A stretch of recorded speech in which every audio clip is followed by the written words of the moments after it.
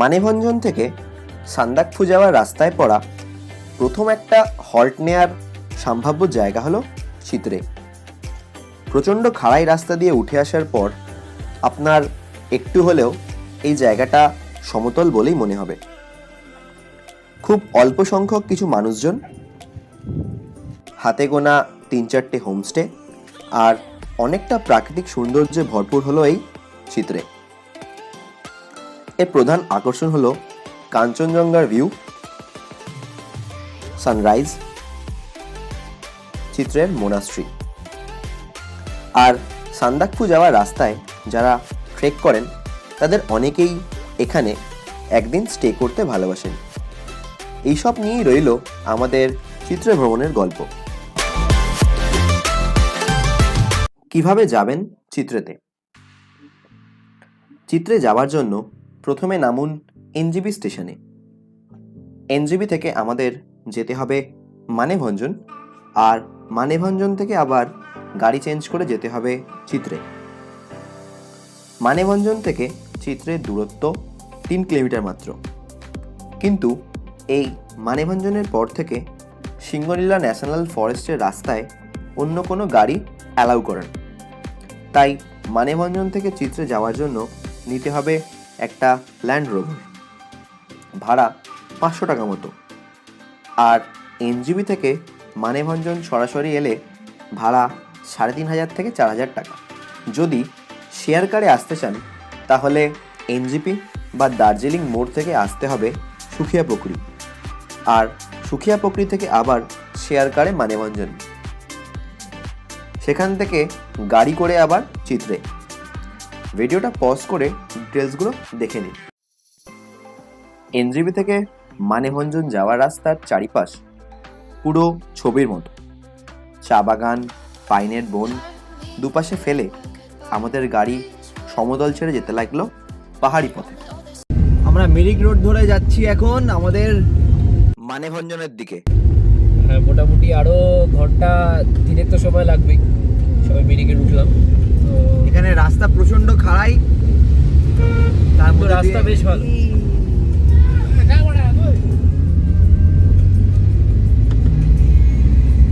এক্ষুনি একটা হাদসা হয়ে যাচ্ছিল। ঠিক আছে, বলে রাখি, চিত্রে নামে কালিম্পংয়ে কিন্তু একটা জায়গা আছে, তাই গাড়ি বা হোমস্টে বুক করার সময় ঠিকভাবে জেনে নিন এটা মানেভঞ্জন বা সান্দাকফুয়ের চিত্রে কিনা। আমাদের কিন্তু শেয়ার ক্যাব বুকিং নিয়ে উইজরাট অ্যাপে একটা ভুল হয়েছিল, সেটার এক্সপিরিয়েন্স আমি অন্য একটা ভিডিওতে জানাবো।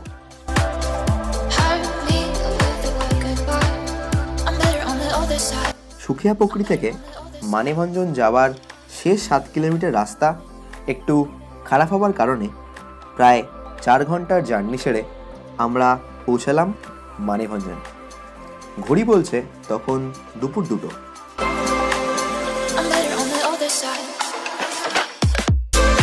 এই ড্রেনটার ঠিক ওই পারে হলো নেপাল আর এই পারে হলো ভারত।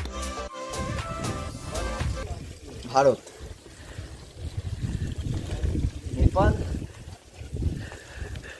ভারত, নেপাল,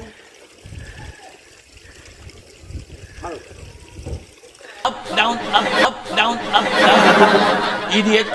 মানেভঞ্জন থেকে চিত্রে যাওয়ার আগে আমাদের করাতে হলো পারমিট। এর জন্য আপনারা আইডি প্রুফ আর তার 1 কপি জেরক্স আগে থেকে ক্যারি করুন। আর গাড়ি ভাড়া ছাড়াও গাড়ির পারমিটের জন্য 400 টাকা করে লাগবে। চিত্রের পর সান্দাকফু রুটে আপনি যদি এগিয়ে যান তাহলে সিঙ্গলীলা ন্যাশনাল পার্কে ঢোকার আগে 120 টাকা পার পার্সন হিসেবে টিকিট কাটতে হবে। আর একটা গুরুত্বপূর্ণ ব্যাপার হলো মানেভঞ্জন থেকে দুপুর 2টোর মধ্যে পারমিট জোগাড় করার চেষ্টা করুন। দুপুর 2টোর পর পারমিট পেতে একটু সমস্যা হতে পারে।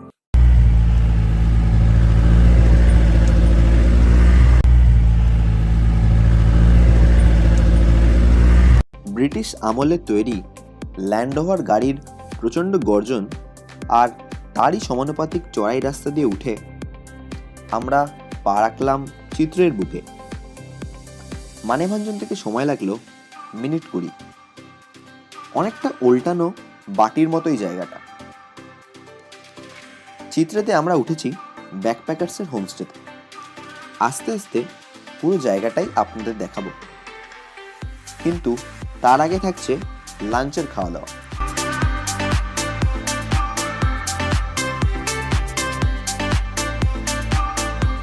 লাঞ্চে ছিল ভাত, ডাল, আলু ভাজা, রাই শাক, ডিমের কারি আর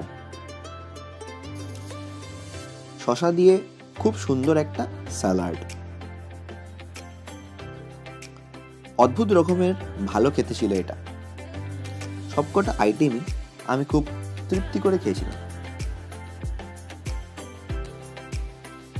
ঘন্টা দেড়েক পর দরজায় নক করার শব্দ শুনে দরজা খুলে দেখি চলে এসেছে আমাদের সন্ধ্যের স্ন্যাক্স।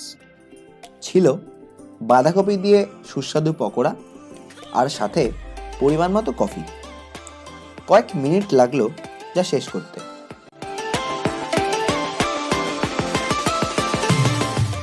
রাত 9:30 বসে গেলাম আমরা ডিনারে। ছিল মুরগির মাংস কষা, সাথে রুটি আর ছোলা আলু দিয়ে একটা সুন্দর তরকারি। মাংসটা খেতে খেতে মনে হলো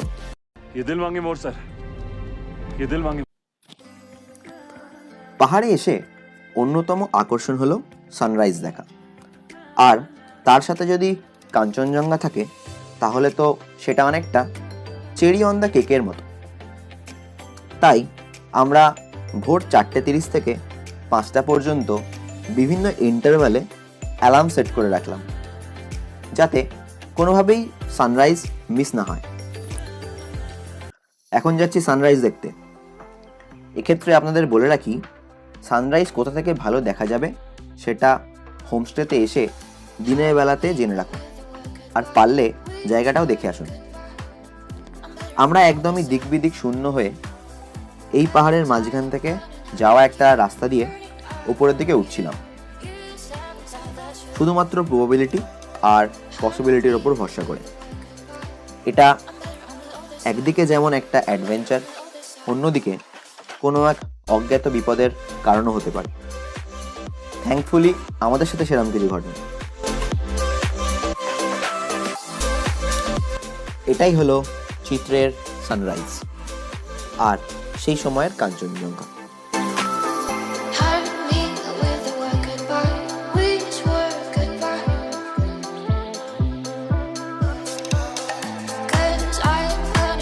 সূর্যোদয় হয়ে যাওয়ার পর কাঞ্চনজঙ্ঘা আবার তার স্বরূপ ধারণ করল।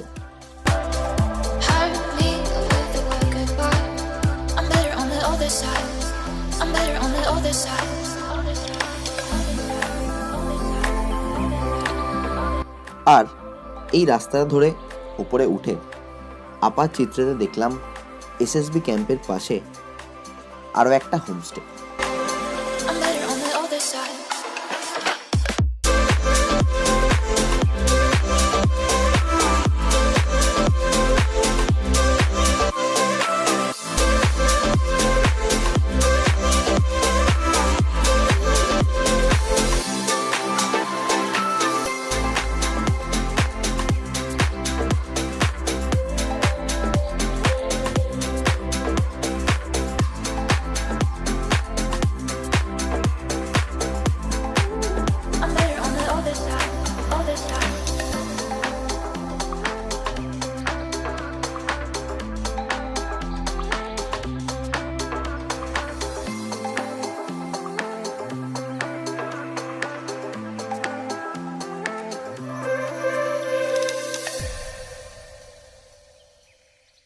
আপার চিত্র থেকে ফিরে এসে প্রথমে চা আর ব্রেকফাস্ট সারলাম আমাদের ব্যাকপ্যাকার্সের হোমস্টেতে।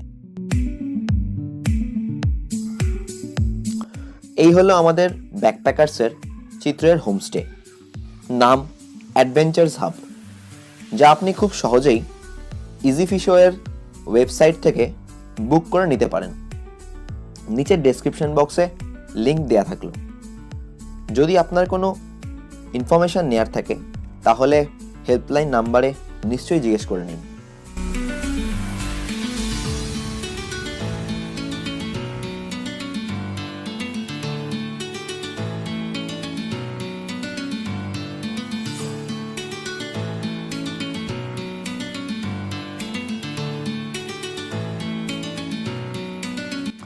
এটা আমাদের 3 বেডেড রুম। চার্জিং পয়েন্টের সংখ্যা কিন্তু মাত্র 2টো, তাই পারলে মাল্টি প্লাগ এক্সটেনশন বোর্ড সাথে রাখুন। আর ফোনে নেটওয়ার্ক ঠিক থাকলেও ইন্টারনেট স্পিড কিন্তু ভালো না।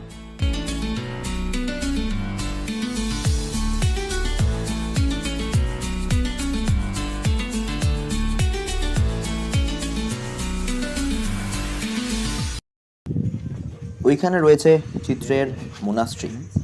ব্রেকফাস্ট সেরেই আমরা যাবো এবার মোনাস্ট্রির উদ্দেশ্যে। ব্রেকফাস্টে মেনলি ছিল রুটি আর ডিমের ভুজি, আর গতকালের এক্সট্রা থাকা ছোলা আলুর তরকারি। কিন্তু আমি আর প্রতীক খেলাম চিনি মুড়ি জল দিয়ে, কারণ এরপর আমাদের আরও ওপরের দিকে যেতে হবে, তাই বমি হওয়ার যাতে কোনো রকম সম্ভাবনা না তৈরি হয়। 5 minutes later. শেষ অব্দি আর লোভ সামলাতে পারলাম না, নিয়ে নিলাম একটু এই ভুজি, তার মধ্যে একটু ছোলা অ্যাড করে খেতে শুরু করে দিয়েছি। খুব সুন্দর লাগছে। আমরা চললাম চিত্রে মোনাস্ট্রির দিকে। মোনাস্ট্রি যাওয়ার রাস্তায় ফার্স্ট পড়বে একটা স্তূপা, আর এই ফ্ল্যাগগুলো বিভিন্ন জায়গা থেকে এসে মানুষজন এখানে লাগায়। On the other side, 'cause I'm burning up on you, burning up on you. You sabotage the truth. Hide me with a quick goodbye. I'm better on the other side. Stupa থেকে নেমে দেখলাম সুন্দরভাবে পেন্ট করা একটা দেওয়াল, আর সাথে এরম কিছু অক্ষরের সমষ্টি। পরে ইউটিউবে একটা ভিডিও থেকে জানলাম এটা লেখা আছে ওম মানি পদ্মে হাম। এর বাঁদিকেই রয়েছে আরও 8টি একই সাইজের স্তূপা। এর গায়ের লেখাগুলো আর সেভাবে পড়া হয়ে ওঠেনি, কি জানি হয়তোবা অষ্টমার্গকে রিপ্রেজেন্ট করা হয়েছে। আর ঠিক এর পেছনের বিল্ডিংটা হলো মংস, অর্থাৎ বৌদ্ধ সন্ন্যাসীদের থাকার জন্য। I'm better on the other side.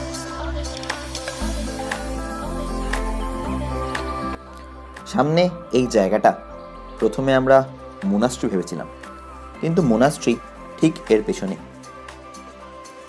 Monastery দেখার পর আমাদের চিত্রকে বিদায় জানাবার সময় চলে এসেছিল। চিত্রে থেকে সান্দাকফু ট্রিপের আমাদের নেক্সট ডেস্টিনেশন হলো আল, আর সেখানে আমাদের জন্য ওয়েট করেছিল আরও অনেক চমক। ফিরে আসছি আলের গল্প নিয়ে।